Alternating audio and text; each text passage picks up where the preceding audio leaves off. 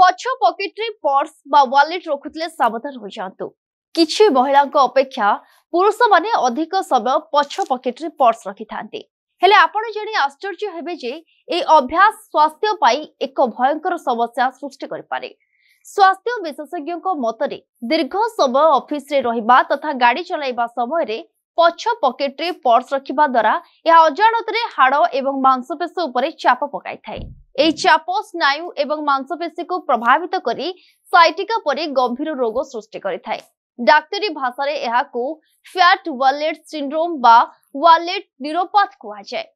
Research अनुसार purse मोटा हेउ कि पतला पछ पकेट रे दीर्घ समय रखिबा द्वारा स्नायु एवं मांसपेशी प्रभावित हुए।